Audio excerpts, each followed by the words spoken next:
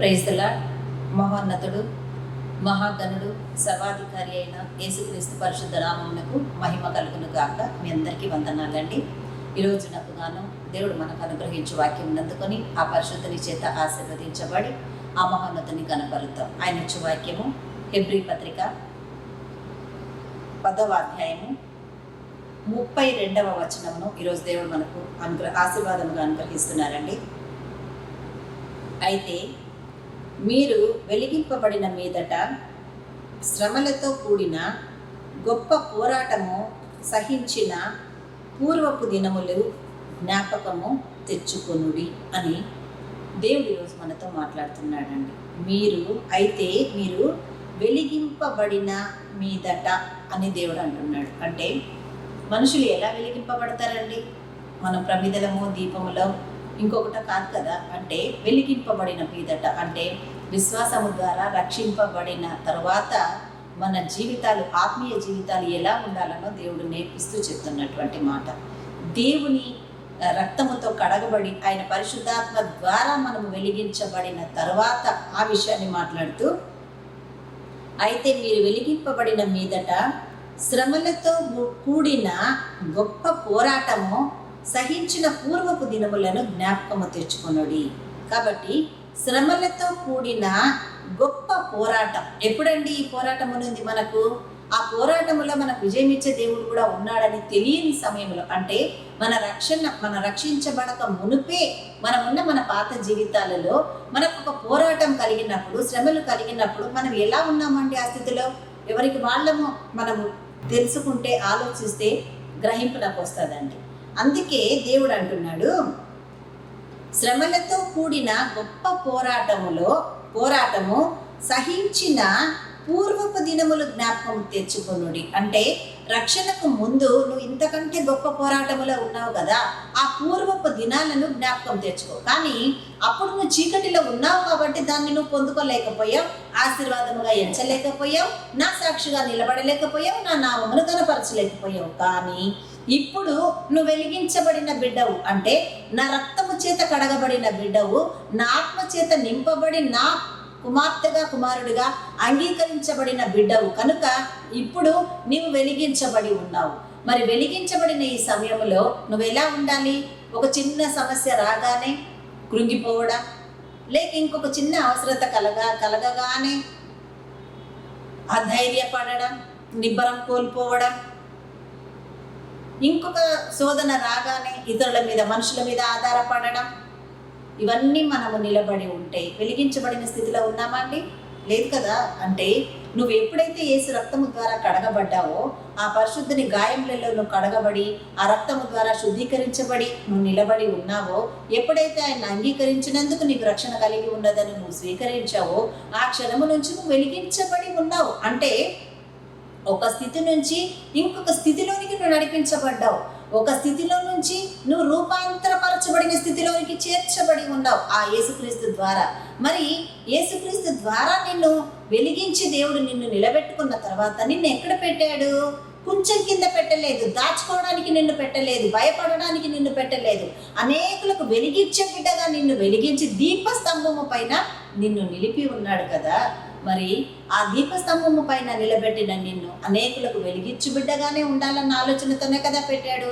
మరి నీ వెలిగే నీకు కనిపించకుంటే, నీ పోరాటంలోనే నీకు విజయం రాకుంటే, నీ శ్రమలోనే దేవుని ఆశీర్వాదమును చూడకుంటే నువ్వు ఇతరులకు ఎలా వెలిగిస్తావు? అందుకే దేవుడు అంటున్నాడు, నీవు వెలిగించబడిన మీదట శ్రమలతో కూడిన గొప్ప పోరాటము సహించిన పూర్వపు దినములను జ్ఞాపకం తెచ్చుకో. అంటే ఏం జ్ఞాపకం తెచ్చుకోవాలి? నేను ఎన్ని పోరాటాలు పోరాడినా, ఎన్ని శ్రమలు నేను అనుభవించినా, నా దేవాది దేవుడు అప్పుడు నాకు తోడు లేడు కనుక అదంతా పోరాటమే ఉంది. నా స్వనీతి మీద ఆధారపడి గెలుపొందినటువంటి స్థితి అప్పుడు నాకున్నది. కానీ ఇప్పుడు ఎప్పుడైతే దేవుడి చేత నేను వెలిగించబడి నిలబెట్టానో, ఇప్పుడు నా జీవితం అనేకులకు వెలిగించే జీవితముగా ఉన్నది. అనేకులకు ఆ వెలుగు చూపి దేవుడి మార్గంలో నడిపించే జీవితముగా వెలిగింపబడిన స్థితిలో ఉన్నది. ఇప్పుడు ఏ సమస్య, ఏ శోధన, ఏ శ్రమ, ఏ పోరాటం వచ్చినా కూడా నా దేవుడు నాకు తోడున్నాడు, ఆయన నన్ను నడిపిస్తాడు అన్న ధైర్యంతో కూడిన వెలుగుతో నింపబడి ఉన్నాను నేనని మనం గ్రహించినప్పుడు ఈ వాక్యం అట్టి వారి కొరకు మాత్రమే ఈరోజు మనకి ఇస్తున్నాడండి దేవుడు. కాబట్టి ప్రియ దేవుని బిడ్డ, ప్రియ సహోదరి సహోదరుడా, ఈరోజు మీరు వెలిగించబడిన బిడ్డలై ఉన్నారు. దేవునిలో వెలుగులో నడిపించబడుతున్నటువంటి బిడ్డలై ఉన్నారు. మిమ్మల్ని వెలిగించి దేవుడు దీపస్తంభము పైన పెట్టాడు. ఇప్పుడు మీ వెలుగు మీకే వెలుగుగా కనిపించకుండా చీకటిగా ఉంటే మీ వెలుగును ఇతరులైన వారు ఎలా వెలుగుగా గుర్తించగలరు? దేవుడు మీతోనే మాట్లాడుతున్నాడు. ప్రియ సహోదరుడా, ధైర్యముగా నిలబడండి. జీవితంలో ఏదో చిన్న సమస్య వచ్చిందని దాన్ని పెద్దగా తీసేసుకొని నా జీవితం ఇంతేనానన్న ఆలోచనలోనికి నువ్వు వస్తే నువ్వు వెలిగించబడి ఉన్నావా లేక చీకటిలో ఉన్నావా? నువ్వు ఆ చీకటిలో నుంచి బయటికి వస్తేనే వెలిగించబడిన నీ స్థితిని నువ్వు గుర్తెరిగి నలుగురికి కూడా ఆ వెలుగును చూపించగలిగిన స్థితిలో విశ్వాసంలో నిలబడగలవు కదా. కాబట్టి ధైర్యముగా నువ్వు ముందుకు కొనసాగాలని దేవుడు ఈరోజు నీతో మాట్లాడుతున్నాడు. కాబట్టి నీ పూర్వపు స్థితిని మర్చిపెట్టి దేవుడు చేసిన కొత్త కార్యాలను బట్టి నిన్ను వెలిగించిన సమాధానమును బట్టి దేవునికి మహిమకరంగా నిలబడు. ఇటు కృప దేవుడి వాక్యం ద్వారా మనకందరికీ అనుగ్రహించును గాక. ఆమేన్, ఆమేన్, ఆమేన్. ప్రార్థన చేసుకుందాం. దేవా, మీకే వందనాలు, కృతజ్ఞతలు తండ్రి. పరిశుద్ధుడా, మహోన్నతుడా, మహాగణుడా, మమ్మల్ని ప్రేమించిన ఈ గొప్ప వాక్యమును బట్టి నీకు స్తోత్రములు. హెబ్రీ పత్రిక 10వ అధ్యాయము 32వ వచనంలోనూ సెలవిచ్చినట్టుగా ప్రభా, మీరు వెలిగించబడిన మీదట నీ పాత జీవితంలోని ప్రతి శ్రమను నువ్వు ఎలా శోధింపబడి నిలబడి ఉన్నావో వాటిని జ్ఞాపకం తెచ్చుకొనడి అని అన్నావు తండ్రి. అవునయ్యా, ఎందుకు జ్ఞాపకం తెచ్చుకోవాలంటే అప్పుడు మేము చీకటిలో ఉన్నప్పుడు మా పోరాటం ఎలా ఉన్నదో మాకు తెలుసు ప్రభా. కానీ నీవు ఎప్పుడైతే మమ్మల్ని వెలిగించి నిలబెట్టుకున్నావో ఆ క్షణం నుంచి మా తరపున నీవు పోరాడి విజయాన్ని మాకిస్తున్నావు. మమ్మల్ని వెలిగించావు, అనేకులకు వెలుగుకరంగా నిలబెట్టావు నా తండ్రి. మీకు స్తోత్రమయ్యా. విన్న వాక్యాన్ని మాలో నీరు కట్టి ఫలింప చేయండి. వాక్యానుసారముగా జీవించే విశ్వాసమును కూడా మాకు దయచేయమని ప్రార్థిస్తున్నాము తండ్రి. మీకే వందనాలు దేవా. ప్రపంచ దేశాల మీదకి మీ హస్తంను నడిపించి శాంతి సమాధానముల చేత నింపమని ప్రార్థిస్తున్నానయ్యా. ప్రభా, ప్రధానంగా ఎంతో ఉన్నతమైన చదువులు చదివి కూడా గొప్ప గొప్ప విద్యార్హతలు కలిగి ఉండి కూడా ఈరోజు ఎంతోమంది బిడ్డలు ఉద్యోగాలు లేకుండా సొమ్మసిల్లిపోతున్నారు ప్రభా.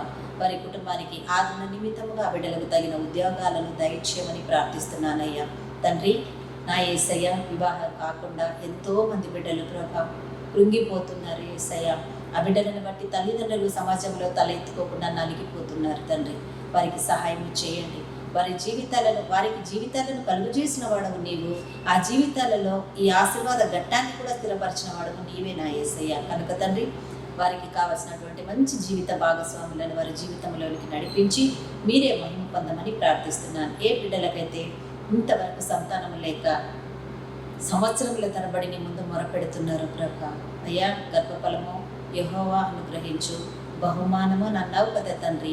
మరి ఆ బహుమానము నా బిడ్డలు అందుకునే యోగ్యత వారి దేహాలకు కలుగు చేయమని ప్రార్థిస్తున్నాను తండ్రి. మీకే వందనాలు, మీకే కృతజ్ఞతలు, స్తోత్రములు.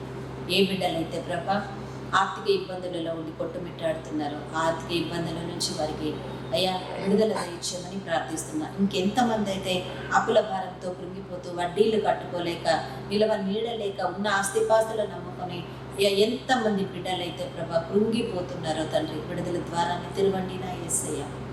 అప్పుల భారం నుంచి వారికి విడుదల దయచేయమని ప్రార్థిస్తున్నాను యేసయ్య తండ్రి. మీకే వందనాలు, కృతజ్ఞతలు ప్రభా. నా దేవా మీకే స్తోత్రములు నాయన.